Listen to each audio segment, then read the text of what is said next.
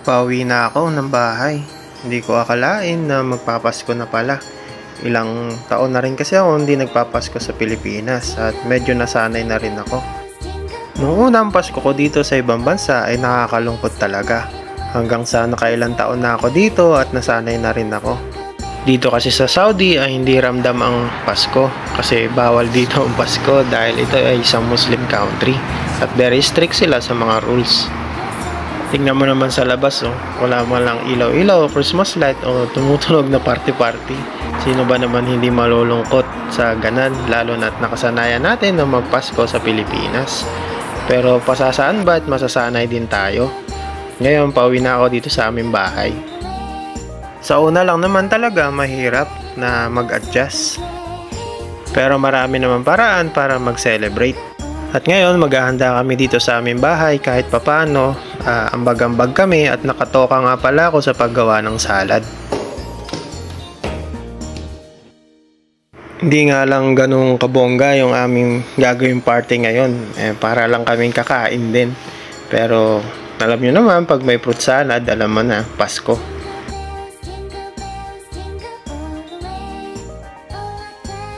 Ako kasi nakakatoka sa fruit salad sa paggawa nito.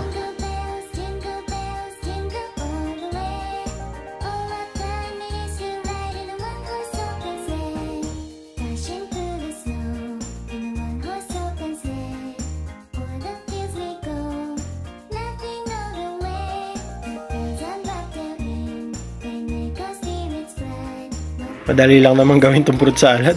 Pinaghalo-halo ko lang.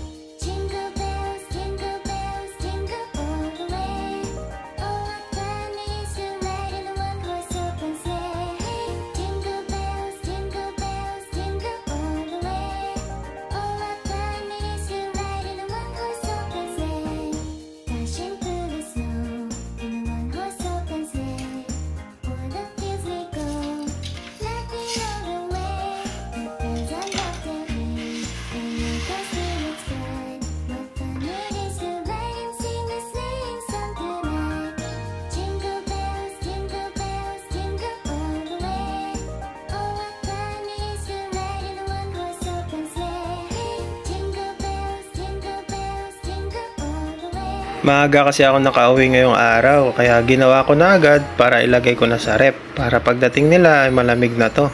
At mamaya magluluto sila ng spaghetti. Ito kasi yung ambag ko sa Pasko ngayong araw. Sa kaisa kong kaibigan ay spaghetti. Tapos dun sa isa naming kaibigan ay magluluto daw siya o gagawa siya ng macaroni salad. At ngayon tinutulungan ko yung kaibigan ko na gumawa ng spaghetti. Tagahiwa lang tayo ng keso. Tatlo lang naman kami kakain kaya naganda lang kami ng 3 putahe kasi masasayang lang at masisira sa rep. Kaya tagi-isang putahe lang kami. Hindi ka masasama. At ngayon luto na yung pasta at dinedrain ko na yung tubig at luto na rin yung sauce at ipiprepare na namin sa hapagkainan ng aming handa.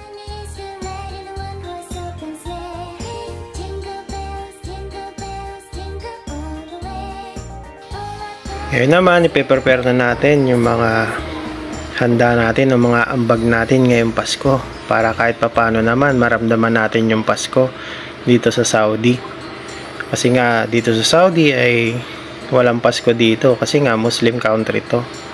Hindi katulad sa ibang bansa o sa ibang lugar talagang Pasko katulad ng Canada, USA, Hong Kong, Japan, meron Pasko doon. Pero dito sa Saudi talagang wala. Kayo lang na magkakasama sa bahay nyo ang magkaka-celebrate. Or minsan, may mga kaibigan kayo sa labas na pumupunta. Ngayon, kami lang tatlo nandito sa aming bahay, kaya nagambagan na lang kami. O toka-toka sa mga handa na ilalagay namin sa pagkainan. Hindi naman mahalaga na marami kang handa. Ang mahalaga ay ginunita natin yung araw ng Pasko na magkakasama. Kahit hindi magkakapamilya sa blood, kumbaga nagtuturingan na rin magkakapamilya kahit ilang taon na magkasama sa isang bahay.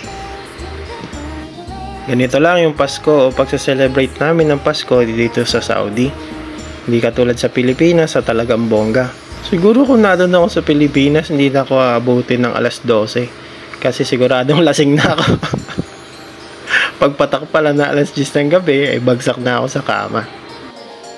Pero kahit papano sa atin panahon ngayon mas maswerte na tayo. Hindi dati yung panahon na wala pang cellphone o internet. Dati pasulat lang o pa-record bago matanggap ng pamilya natin sa Pilipinas. Kaya napakaswerte natin ngayon. Na isang tawag lang sa gamit ng Messenger o Facebook o anumang apps na ginagamit mo sa pantawag sa pamilya mo sa Pilipinas ay makakausap mo na agad sila at naiigsan yung ating kalokohan.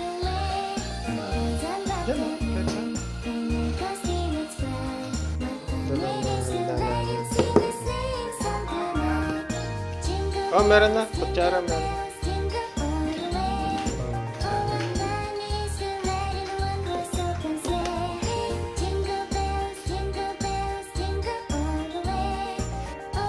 Di na namin inihintay yung mag alas 12 dito sa Saudi. Ang sinusunod namin yung sa Pilipinas. So, 7 o'clock na ngayon ng gabi, alas 12 na doon at Pasko na. Kaya Merry Christmas sa atin lahat. At ganito lang kasimple yung aming pag-celebrate ng Pasko dito sa Saudi. Parang regular na hapunan lang pero ginugunita namin ang Pasko. Kakain lang kami, parang hapunan lang kasi may pasok din kami bukas na maagap. Pauwi lang. Nagluto kami ng konting pagkain dito. Ako ang ambag ko. Salad. Sa kanila spaghetti.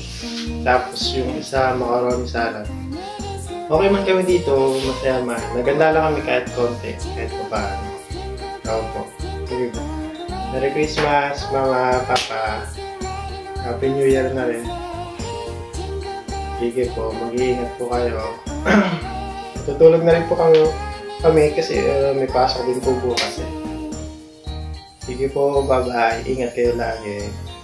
God bless po. I love you, Mama, Papa.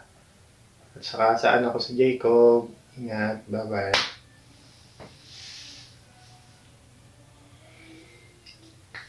Ganito lang kasimple ang selebrasyon ng aming Pasko dito sa ibang bansa. Pero lagi mong tatandaan, laban lang. Pasasaan ba't maabot din natin ang ating mga pangarap. Merry Christmas!